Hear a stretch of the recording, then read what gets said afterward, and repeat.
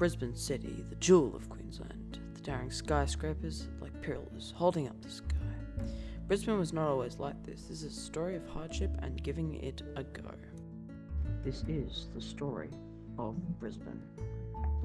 The current site of Brisbane was always used as a place of culture. The local Yagara and Turrumbul people used it as a meeting place to share stories and teach the young. The Australian slang, hard yakka, comes from the tribe name Yagara. The penal colony of Sydney was overrun with convicts going back to crime. The colonial government decided that the best option would be to make another Sydney as far away from the original town as possible.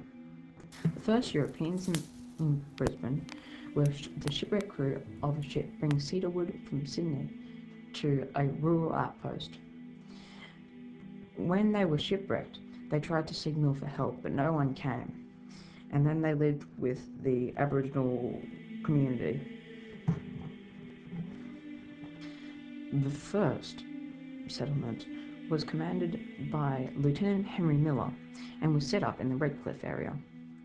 The first boats came across the shipwrecked crew and shipped them up and sent them back to Sydney.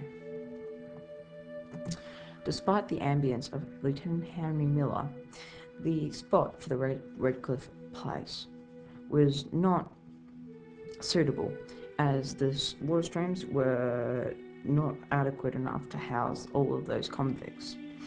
And so they set off to Brisbane to go to the Brisbane River because that had a better water supply. Work was soon set underway in the Brisbane area. Kangaroo Point was dug into to get stones for the new buildings that would be built.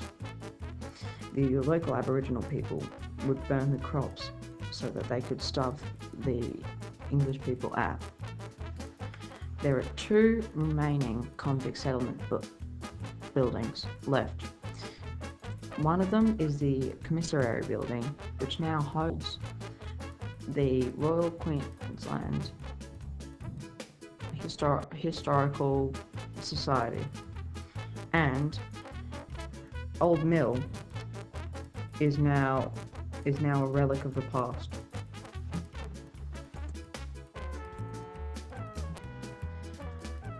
Soon enough, the convict supply dwindled, as England was not sending any more convicts over.